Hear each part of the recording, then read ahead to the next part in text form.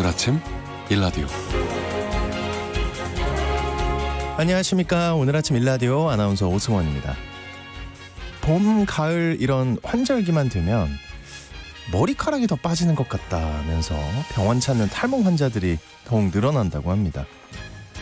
연일 미세먼지에 또 어제부터는 황사도 날아들기 시작했는데요. 봄엔 이런 미세먼지와 황사, 꽃가루 등이 분명 두피 건강을 해칠 수 있다고 하는데요. 그렇다고 온라인에서 탈모 예방이나 치료 효과가 있다고 주장하는 제품을 이용하실 땐 주의하셔야겠습니다. 식품의약품안전처가요, 온라인 쇼핑몰과 SNS, 중고마켓까지 탈모 관련한 건강의료식품 제품 등의 광고를 집중 점검했는데요. 의약품 불법 판매 행위와 허위 과대 부당 광고 등이 무려 622건이나 적발됐다고 합니다. 식약처에 따르면 국내에서 판매 중인 식품이나 건강기능식품 중에서 탈모 예방이나 치료에 효능이나 효과를 인정받은 제품은 없다고 합니다. 네, 없대요. 문제가 된 식품이나 제품들 역시 탈모 효능이나 효과가 있을 리 없고요. 오히려 건강을 해치는 부작용, 위험성까지 우려된다고 합니다. 그래도 탈모가 고민인 분들은 혹시 조금이라도 도움될까 하는 마음으로 이런저런 제품들 한 번씩 써보게 되잖아요.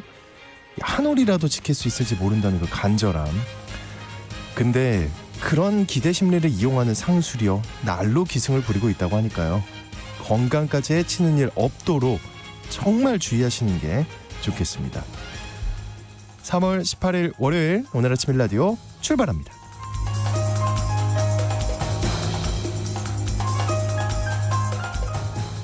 오늘 아침 일라디오 이 시간은 물론 KBS 일라디오의 모든 프로그램은 유튜브, KBS 일라디오 공식 채널이나 모바일 콩 어플리케이션을 통해 실시간으로 함께하실 수 있습니다. 매주 월요일 이번 주 농작업 정보 시간 준비되어 있고요. 건강의료 처방전 시간에는 유익균으로 불리는 프리바이오틱스에 대해 살펴보겠습니다. 이어서 또 하나의 세상 IT 시간에는요, 몸에 착용하는 웨어러블 기술들에 대한 소식 알아보겠습니다. 자, 오늘 청취자 여러분들 참여하실 수 있는 퀴즈 드릴게요. 기상청에 따르면요, 올봄 처음으로 어제 이것이 관측되기 시작했습니다. 미세먼지와 함께 이것까지 가세. 올봄에도 우리 공기질을 오염시키고 숨막히게 할 텐데요. 이것은 주로 사막에서 발생한 미세한 모래먼지고요. 중국의 사막화 때문에 우리나라에도 건강과 산업에 점점 큰 피해를 미치고 있습니다. 봄날의 불청객인 이것은 무엇일까요? 추첨을 통해 농촌진흥청에서 제공하는 웰빙 혼합 잡곡 세트를 한 분께, 향긋한 커피를 드실 수 있는 모바일 커피 쿠폰을 4분께 드리겠습니다. 방송에 참여하실 분들은요, 단문 50원, 장문 100원이 드는 유료 문자 샵 9730으로 보내주시기 바랍니다. 유익한 정보와 살아있는 이야기가 있습니다. KBS 오늘 아침 일라디오.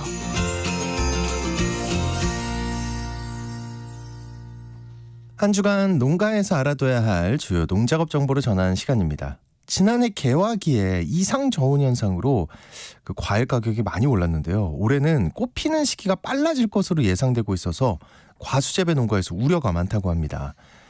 하지만 농촌진흥청에서 운영하고 있는 과수 생육 품질 관리 시스템을 활용하면 이상 기온에 빠르게 대비할 수 있다고 하는데요. 농촌진흥청 대변인실의 정병진 농촌지도관님 전화 연결해서 얘기 나눠보겠습니다. 안녕하십니까? 네, 안녕하세요. 네, 일단 올봄 과일나무의 꽃 피는 시기가 평년보다 많이 빨라질 거라고요. 네, 맞습니다. 농촌진흥청에서 자체 개발한 생무계절 예측 모델을 활용해서 사과, 배, 복숭아의 꽃 피는 시기를 분석했는데요. 백꽃은 울산이 4월 2일, 전남 나주가 4월 6일, 충남 천안이 4월 11일 경우로 평년보다 최대 9일 정도 빠를 것으로 예측이 되었습니다. 그리고 사과는 최대 11일, 복숭아는 최대 12일까지 빨리 필 것 같습니다. 그 과일나무의 꽃이 일찍 피는 게 어떤 게 문제가 되는 건가요? 네, 과일꽃이 빨리 피게 되면 보통 4월 초에 많이 오는 꽃샘 추위로 인한 저온에 쉽게 노출이 되어 수정이 되지 않거나 기온가가 발생할 수 있습니다. 작년에도 이 시기에 저온 피해를 받아서 과일들의 작황이 좋지 않았기 때문에 지금까지도 사과배 등 과일 수급에 영향을 미치고 있는 상황입니다. 네, 그러면 과수 재배 농가에서 어떻게 대응해야 합니까? 네, 농촌진흥청에서는 사과, 배, 복숭아, 포도, 감귤 등 주요 과수에 대한 지역별 생육 정보와 품질 정보, 네. 그리고 이상 기상과 병해충 발생 정보를 과수 생육 품질 관리 시스템을 통해 제공하고 있습니다. 따라서 농가에서는 이 시스템을 수시로 확인해서 이상기온 경고가 연속 2일 발생하면 철저하게 대비해 나서야겠습니다. 구체적으로 어떤 대응 방법이 있는 건가요? 네, 농가에서는 과수원에 꽂는 상태를 자주 확인하시고요. 인공수분과 함께 화상병 약제 방제와 냉해 예방 영양제 살포가 제때 이루어지도록 해주셔야겠습니다. 그리고 저온 피해가 우려되는 지역에서는 미세 살수 장치, 방사팬 등 예방 시설도 미리 점검해 주실 것을 당부드리겠습니다. 네, 과수 생육 품질 관리 시스템 잘 확인하시고 대비해야겠습니다. 이번 주 농업 기상 정보 어떨까요? 네, 이번 주는 내일 수도권 등 전국 곳곳에 비 또는 눈이 예보되어 있습니다.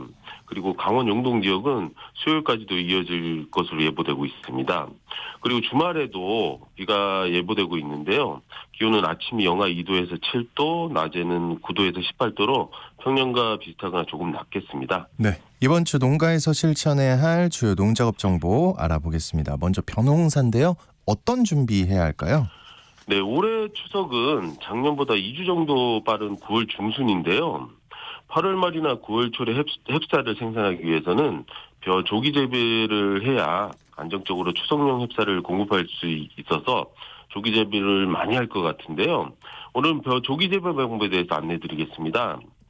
보통 조기 재배는 30일 정도 키운 중모로 모내기를 하는데요.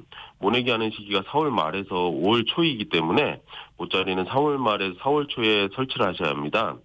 품종은 보통 조생종을 선택하셔야 좋은데요. 지역별 적합 품종을 확인하시고 적적 품종을 선택해서 재배하시면 되겠습니다. 네, 벼 조기 재배 준비 잘 해주시길 바라겠고요. 또 5월에 심을 고구마의 싹을 미리 준비해야 한다고 하는데요. 어떻게 해야 하나요? 네, 노지 고구마의 재배 적기인 5월 상중순에 싹을 심기 위해서는 3월 하순에서 4월 상순 사이에 양열 온상을 설치를 해서 씨고구마를 묻어 싹을 키워야 하는데요. 묘상의 폭은 120 내지 130cm가 묘상 관리와 채묘 작업하기에 용이합니다. 그리고 묘상과 묘상 사이는 30cm가 적당하고요. 또 씨고구마를 묻을 때는 싹이 고르게 나오도록 방향과 배열에 특히 주의를 하셔야 하는데요. 고구마 싹은 머리 쪽에서 많이 나오기 때문에 머리 부분이 북쪽으로 닿도록 묻어주는 것이 좋습니다. 그리고 씨고구마를 배열할 때는 등 부분을 위로, 배 부분은 아래쪽으로 닿도록 묻어주시면 되겠습니다. 네, 관리 잘하셔서 건강한 고구마 묘 생산하시기 바라겠고요. 그리고 황사가 또 있습니다. 바람도 많고요. 이 시기에 시설하우스 관리 잘해야 될 것 같은데요. 네, 맞습니다. 봄철에는 갑작스러운 강풍과 강한 황사 등이 자주 발생하기 때문에 시설하우스 관리에 각별히 신경을 써주셔야겠습니다. 강한 바람으로 하우스 비닐이 날리거나 찢기지 않도록 잘 고정해 주셔야 하고요. 바람이 강하게 불면 빨리 비닐하우스의 출입문과 환기창을 닫고 환풍기를 가동해서 골조와 비닐을 밀착시켜서 바람에 의한 피해를 예방해 주셔야 하겠습니다. 그리고 최근 일조 부족으로 작물의 생육 부진, 병해충 발생 등의 피해가 발생하고 있는데요. 황사가 심하게 발생할 경우에는 일조 부족의 피해를 받을 수 있기 때문에 이럴 경우에 출입문과 환기창을 빨리 닫아서 외부 공기와의 접촉을 차단해 주시고요. 네. 인공 조명을 통해서 광을 보충해 주면 좋습니다. 네, 시설하우스 관리 신경 많이 써야겠습니다. 이번 주 농작업 정보 잘 들었습니다. 지금까지 농촌진흥청 대변인실의 정병진 농촌지도관님과 함께했습니다. 오늘 고맙습니다. 네, 감사합니다.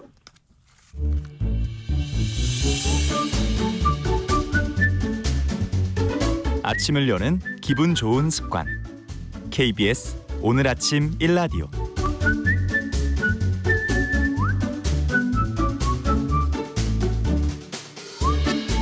의료 서비스와 질병에 대한 다양한 이슈와 정보 살펴보겠습니다. 약이 되는 건강의료 처방전 시간. 오늘은 유익균과 건강 얘기를 준비해 오셨다고 합니다. 박한슬 약사님 나오셨습니다. 안녕하십니까? 안녕하십니까?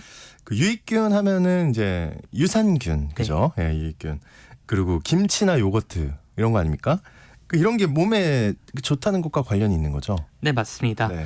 이제 사실 요거트나 김치 같은 이런 전통적인 발효식품이 몸에 좋다 뭐 이런 것도 사실은 처음 알게 된 게 원래는 장수 연구를 하다가 발견을 한 거거든요. 아, 그래요? 네. 그래서 이제 어떤 마을에서는 다른 마을보다 좀 오래 살더라 사람들이 뭐 이런 연구, 어떤 국가에서는 또 다른 국가보다 오래 살더라 이런 것들이 좀 있잖아요. 네네네. 그래서 처음에 이제 이거를 왜 이럴까 좀 연구를 하다가 처음으로 이제 불가리아 사람들이 좀 오래 살더라 다른 나라 유럽 사람보다. 갑자기 어떤 요구르트가 떠오르는. 맞습니다.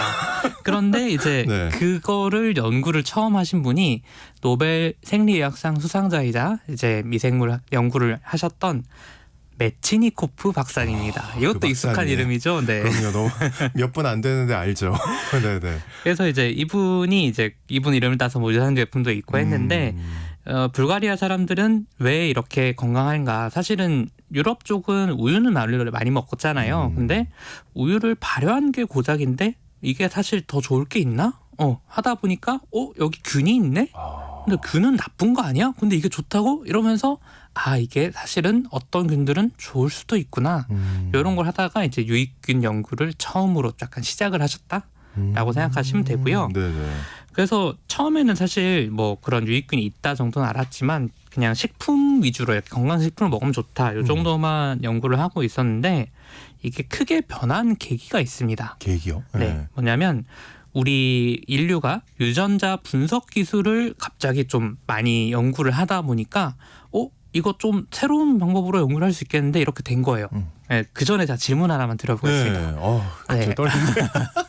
퀴즈가 쉬운 아니고 거로 부탁드립니다. 퀴즈가 예. 아니고 질문입니다. 예. 네. 이제 오승환 아나운서님 생각하시기에 그 사람 장 속에 사는 균 중에 어떤 게 가장 많을 것 같으세요? 어떤 게 장 속에 있는 것 중에? 네, 균 중에 어떤? 균 중에? 네, 유익균은 아닐 것 같아요. 네. 그죠? 아무거나 이름 하나만. 대장균? 대장균. 이제 사실 그런 식으로 이제 정답을 제대로 얘기 안 하죠. 네. 맞아요. 대장균 얘기를 많이 하세요. 네, 네. 근데 이제 대장균이 사실은 예전에는 그렇게 생각했습니다. 우리 장 속에 대장균이 가장 많다. 그래서 그렇게 이름까지도 그렇게 붙였던 건데 네. 사실은 우리 장 속에 있는 세균 중에서는 대장균이 되게 소수예요. 아니 그러면 왜 대장균이 그렇게 유명해진 거냐? 그러니까요. 나도 알 정도고 다 보통 대장균은 아니까. 네, 이름이 대장균이잖아요. 네. 대장이잖아요. 그래서 이제 왜 그러냐 하면은 네. 사실은 대장균이 몸 바깥에서 가장 잘 살아남는 균이어서 그런 거예요. 몸 안에서보다는 몸 밖에서. 네. 그래서 이게 이렇게만 들으면 잘 이해가 안 가실 수가 있는데 네. 우리가 이제 집에서도 잘 생각해 보시면요. 이제 욕실이 보면 곰팡이가 유독 잘 생기잖아요. 그렇죠. 왜냐하면 습하고 따뜻하고 이러니까. 그런데 곰팡이랑 그런 게 아니라 세균들도 자기들이 선호하는 환경이 있거든요. 근데 이제 우리 장 속을 생각해 보면 장이 좀 특이한 환경이거든요. 그래서 일단은 몸속 깊은 데 있으니까 햇볕이 하나도 안 들고 그다음에 이제 장 속에는 산소도 별로 없습니다. 그러니까 어두컴컴하고 산소도 없는 환경인데다가 이제 바깥에 비해서는 항상 이제 따뜻한 그런 그렇죠. 환경이고 네. 이제 이러니까 굉장히 특이한 환경인데 여기서 잘 자라나 하더니 바깥에 나오면은 사실은 햇볕도 있고 습기도 낮고 하니까 완전 반대니까. 네, 그러니까 다 죽어버리는 거예요, 사실은. 그런데 대장균은 잘 살아남아서 보니까 그럼 대장에는 대장균만 있나 보다. 예전에는 그렇게 오해들을 했던 거죠. 네, 이해가 되네요. 네. 예. 그런데 이제 우리가 유전자 연구를 하다 보니 어떻게 됐냐면 그 장 속에 있는 균들이 다 죽어서 나오긴 하지만 그러면 이 대변을 좀 아침부터 좀 더러운 네. 얘기일 수 있지만 아, 대변에 네. 대한 유전자 검사를 해보면 어떤 균들이 있는지를 좀 확인할 수 있지 않을까 이 생각을 한 거예요. 그리고 실제로 해봤더니 세상에 정말 많더라는 겁니다. 몸속에 균이. 네. 그래서 장 속에 이제 거의 40조 마리 정도 사람 세포가 60조에서 70조 개 정도 되거든요. 그러니까, 근데 사람 와 그렇게 많아요 그러면은? 그러니까 사람의 한 세포의 절반 혹은 그보다 조금 더 이상을. 적게 있는 예, 예. 숫자로 우리가 공생 미생물이 있다라는 거죠. 이제 그러면 사실 생각해 보면은 사람도 이렇게 세트로 어떤 공생 전체를 해서 따져봐야지 사람인 거지. 이게 다 없으면 사람이 아닌 거예요. 그러면 이제 어떤 균이 가장 많고 어떤 기능들을 하냐 이렇게 좀 해보니까 우리 장 속에 있는 균들이 정말 다양한 기능을 수행하더라는 겁니다. 네, 네. 그래서 이제 생존에 정말 필수적인 균들도 있더란 거예요. 그래서 대표적인 게 그 소나 그런 양, 염소 같은 초식 동물들이 풀을 많이 먹죠. 네. 근데 얘들이 사실은 풀을 소화를 못해요. 그렇다면서요? 네. 예. 그래서 이제 사실은 그 풀을 뜯어 먹긴 하는데 실제로 소화하는 거는 이제 위에 있는 이런 미생물들이 소화를 해주는 거고 그래서 이제 계속 되새김질하면서 이제 소화를 해주는 계속, 건데 예. 그럼 바꿔 말하면 이런 초식 동물의 몸 속에 있는 균이 다 사라진다면 그러면 얘들은 생존을 못하는 거예요. 그렇죠, 소화가 안 되겠죠. 그러니까 이런 공생 미생물은 그냥 더부살이만 하는 게 아니고 정말로 공생을 하는 그런 경우인데 그럼 정말 소화를 돕는 것만 하냐? 또 그것도 아니에요. 뭐냐면 이제 보통 우리가 보고 아시죠? 물고기. 보거. 네. 예. 보고 이제 참 맛있는 독 있는 물고기인데 친구. 네. 네. 그래서 혹시 막 이제 주변에서도 그냥 낚시로 잡아서 혼자 손질해 먹다가 막 오, 위험하지 않나요? 네, 정말 네. 위험한 생선이잖아요. 그런데 사실은 이 보고 독이라는 것도 보고가 원래 만드는 게 아니에요. 보고와 공생하는 미생물이 만들어주는 겁니다. 예. 그래서 이제 바다에서 이런 미생물들 계속 먹다 보니까 독이 축적이 돼서 몸속에 있는 건데 그래서 오히려 양식을 하면은 보고독이 거의 없는 그런 보고독도 생산이 될 수가 있거든요. 이제 그런 정도로 이제 이런 인체에 같이 공생하는 미생물들은 다양한 기능을 수행한다고 할 수가 있고요. 그러면 사람한테는 어떨까? 사람한테. 네. 사람한테는 어떨까 생각을 해보면 인체에 유익한 이런 공생 미생물들을 보통 우리가 유익균이라고 줄여서 말하는데 얘들도 사람한테도 일단 기본적으로 소화에 굉장히 영향을 주더라. 이런 것들이 밝혀져 있습니다. 아니 그러니까 장에 많이 살겠죠. 그러니까. 맞습니다. 예. 근데 이제 애들이 소화에 완전 우리가 초식 동물들처럼 모든 소화를 대신해주고 뭐 이런 정도는 아니고요. 원래는 사람이 흡수하지 못하는 이제 거의 찌꺼기 같이 남은 것들을 얘들이 한 번 더 처리를 해주는 겁니다.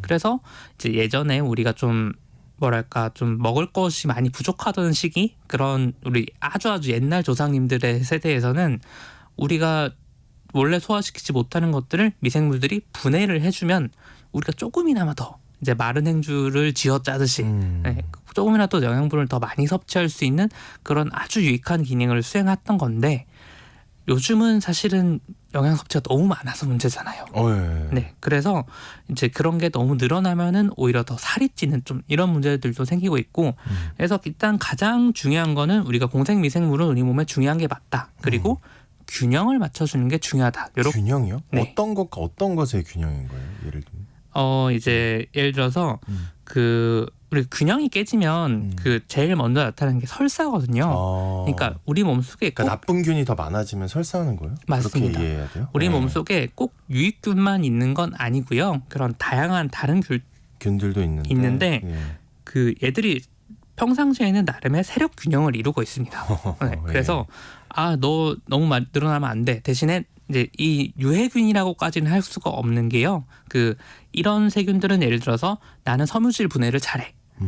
나는 이제 지방 같은 거 분해를 잘해. 이런 식으로 서로 역할을 분담하는데 한쪽 세균이 너무 늘어나면은 이게 다른 세균을 기능을 망가뜨리면서 그것 때문에 균형이 무너지게 되는 거죠. 그래서 약간 텃밭 같은 거라 생각하시면 될 것 같은데요. 네네. 그래서 이제 다들 이제 그 균형이 무너졌을 때 나타나는 제일 대표적인 증상이 설사인 거고 이제 그 다음에는 뭐 배탈이 자주 난다든지 네. 아니면 뭐 변비가 너무 심해진다든지 이런 것들도 장내 미생물 영향이라고 할 수 있는데 그래서 이제 이걸 회복시켜 주려고 우리가 미생물 특히나 유산균 같은 걸 많이 먹는다 이렇게 생각하시는데 네네. 그거 말고도 이제 아까 잠깐 말씀드렸던 것처럼 그 뚱뚱한 사람들은 이제 미생물 좀 다르지 않을까 이런 연구를 마른 해본 사람이랑 거예요. 비교해 볼 때. 맞습니다. 예. 그래서 이것도 예전에는 엄두를 못 내던 거지만 아까 말씀드린 유전자 분석 기술이 있으니 그 뚱뚱한 사람들의 대변 그 다음에 궁금하네요. 네, 마른 사람들의 대변을 모아서 비교해 보면 뭔가 다른 게 있지 않을까 네.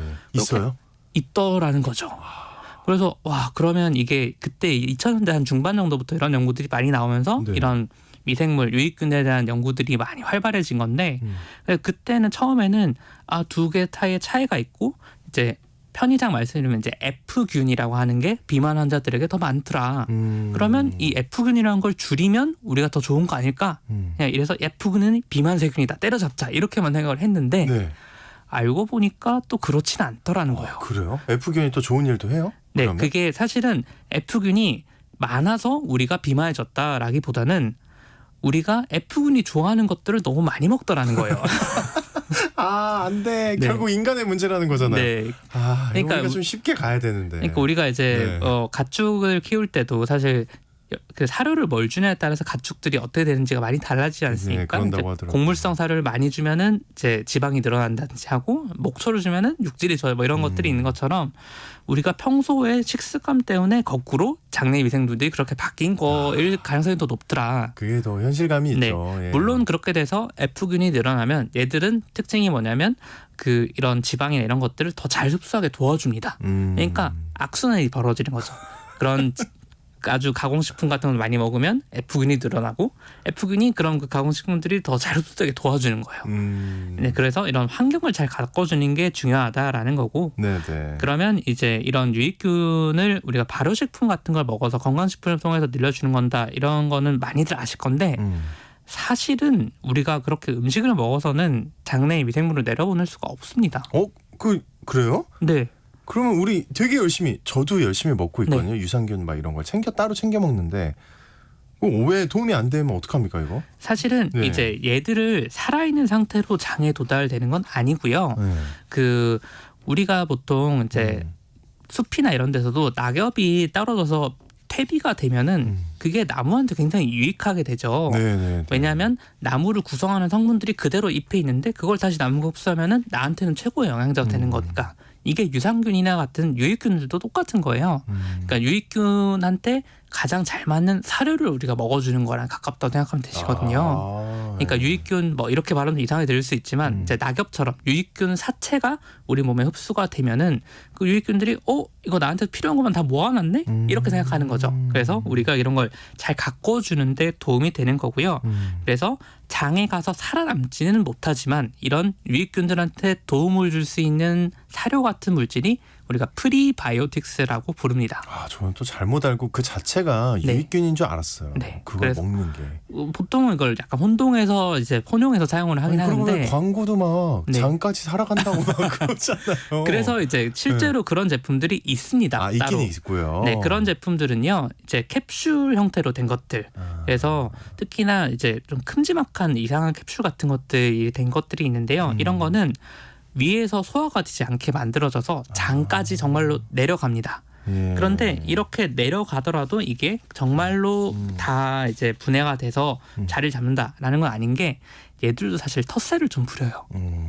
그래서 이제 한 달 이상 최소한 3달에서 6달 정도는 좀 먹어줘야지 이 텃세를 이기고 내가 먹은 유익균들이 자리를 잡을 수가 있다. 이렇게 보통은 한 달 네. 먹고 포기하는데 이거 뭐 그렇죠. 차이가 없네. 네. 돈만 들고 이래서 그러냐. 그래서 석 꾸준히 달에서 6달. 먹어주셔야 합니다. 알겠습니다. 네. 가급적이면 또 공복에 먹으란 말도 있는데 마지막으로 그건 맞아요? 네, 이거는 이제 텃세를 예방하려면 얘들도 힘이 없어야 되잖아요. 네. 그러니까 우리가 음식을 먹으면 얘들도 힘이 나니까 텃세를 더 강하게 부리는 거죠.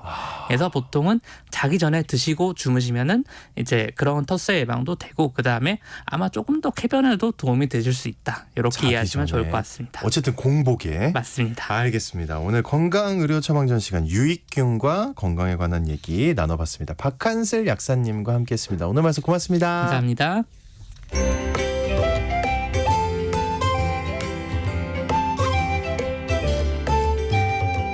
상쾌한 하루의 시작.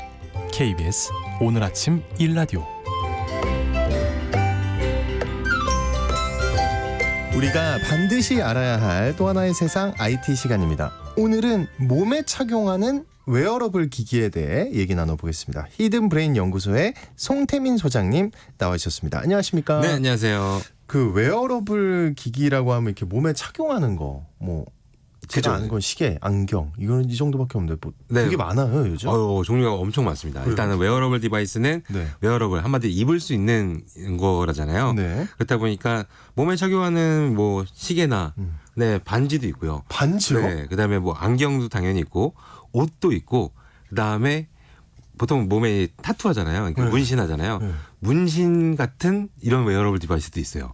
이게 무슨 일입니까 이게? 거기서 또 끝난 게 아니라 손톱도 있습니다. 손톱이요? 네. 와 이거 무슨 스파이 영화 그런 네. 것 같은데. 야.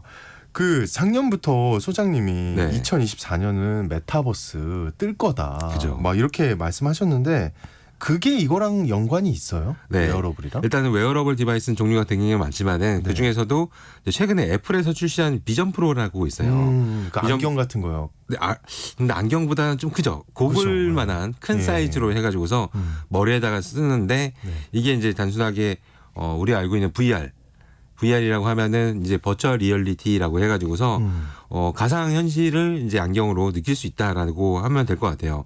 근데 이 헤드셋 같은 경우는 기존에는 뭐 양손에다가 뭐 조이스틱을 갖고서 네. 움직인다든지 이렇게 사용을 했어야 되는데 지금은 안경만 그냥 쓰면 되는 거고 대신 손으로 마음대로 움직이면 손이 자체가 그냥 제스처가 되는 거예요. 네, 굉장히 편리하게 움직일 수도 있다라고 보게 되는 거고요. 저도 한번 착용을 해봤었는데 어때요? 우리의 미래는 밝다. 무슨 말이에요? 굉장히 신기하다. 영화 속에서 나오는 이런 환경이 진짜로 구현되는구나. 어지럽거나 이러진 않아요? 어지러워요. 아, 약간은. 네. 그래서 뭐 기존 제품보다는 좀 많이 나아졌다고 하는데 그래도 아직까지는 완벽하게는 좀 불가능하고 게다가 약간 이제 무거운 게 사실 제일 큰 것 같아요. 전에도 저도 이제 헤드폰도 지금 쓰고 있지만은 헤드폰 같은 경우도 이제 뭐 너무 무거워서 목이 아프다.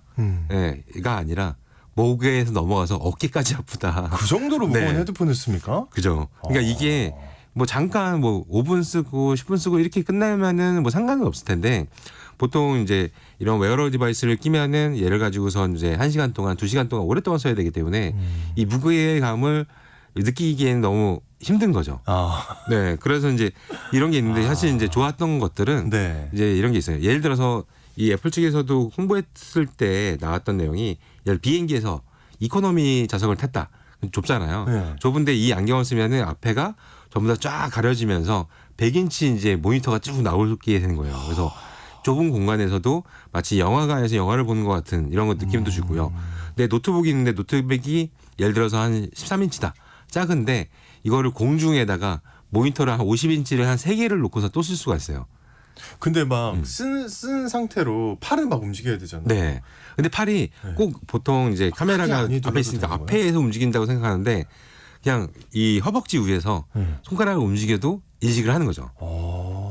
그렇기 때문에 뭐 아무리 좁은 곳에서도 기존보다는 사용성이 훨씬 더 좋다라고도 얘기를 할 수 있을 것 같아요.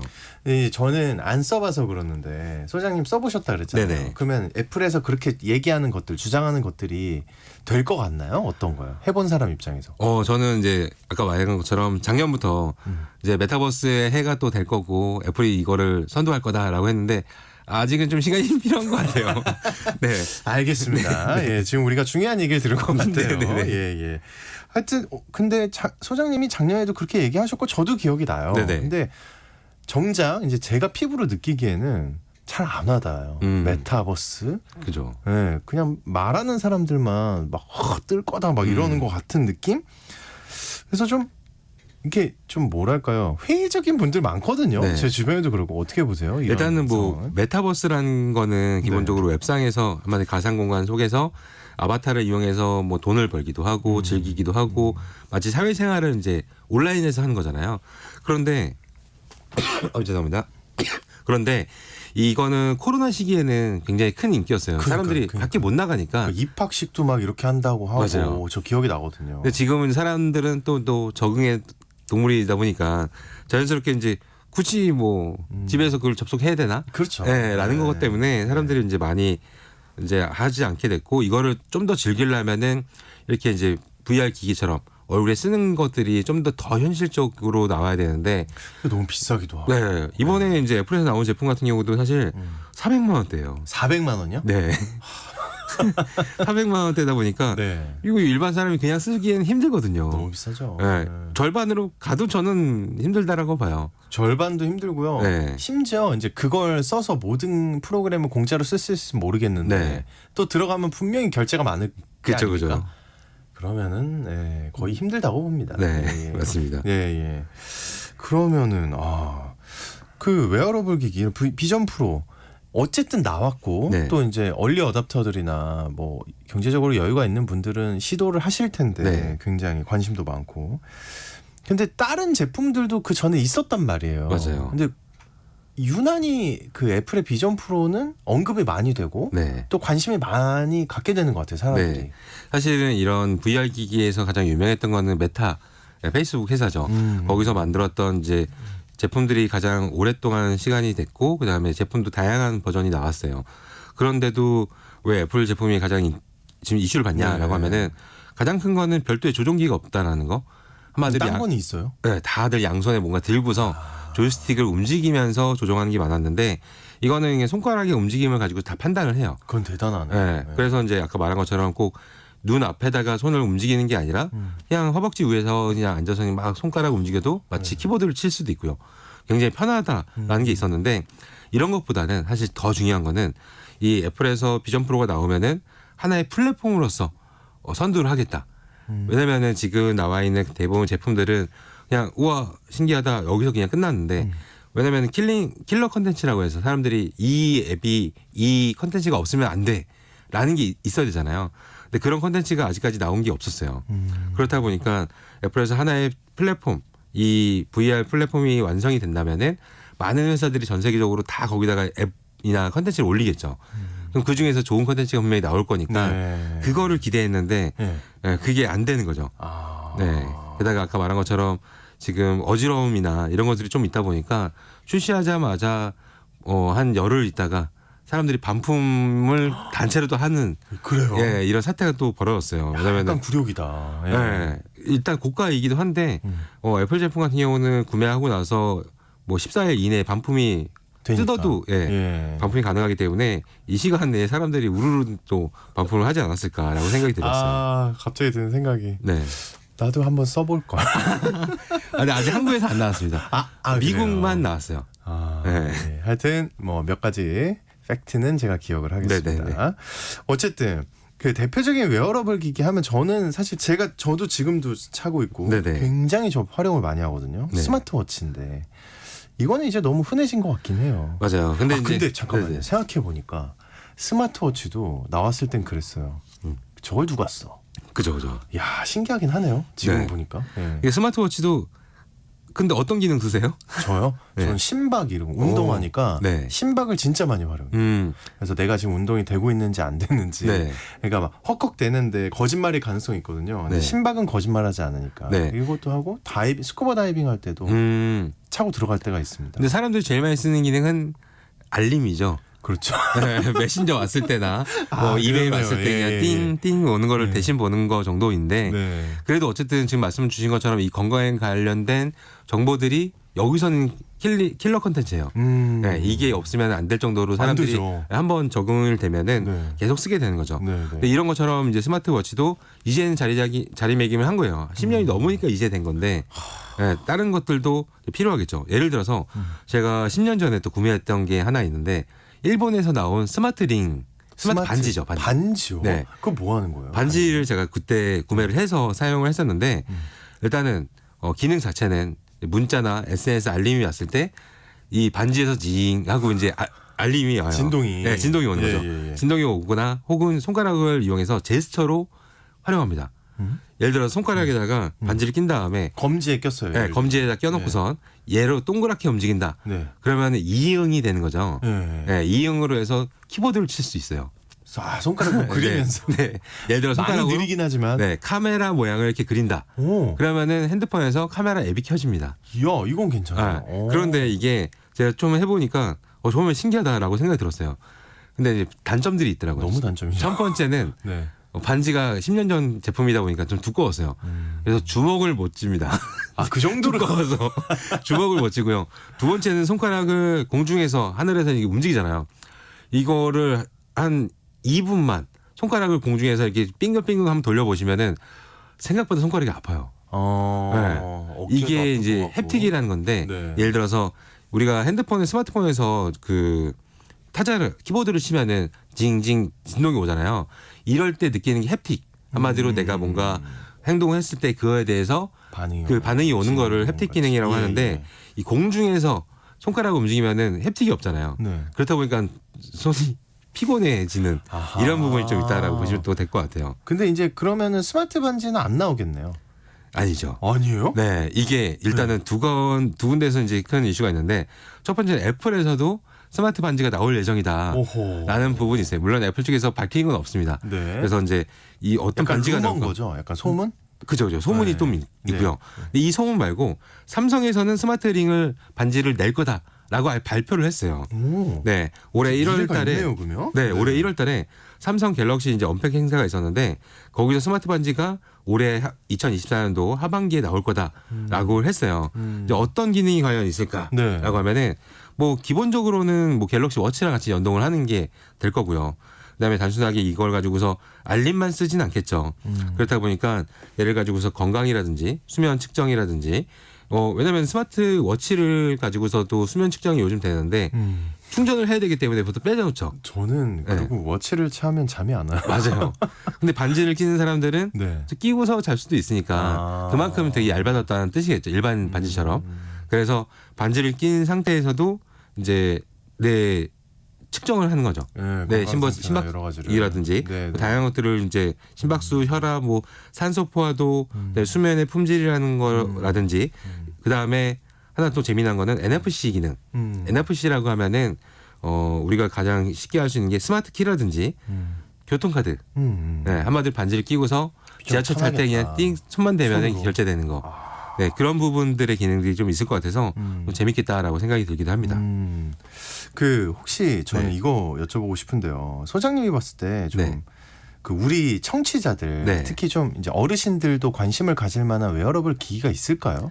좀 이런 거는 추천한다 이런 거 아니면 네. 이런 걸 좀 기대해 보세요. 이런 게 나올 예정입니다. 기대 쪽으로 얘기해 볼게요. 기대 쪽으로. 아직 출시하지 않은 건데 이것도 이제 구글 측에서 약 10년 전에 만들겠다라고 발표를 했던 게 있었어요. 네. 뭐냐? 컨택트 렌즈입니다. 네? 컨택트 렌즈? 렌즈. 눈에다 끼는 렌즈. 렌즈인데 구글에서 만들어요? 네.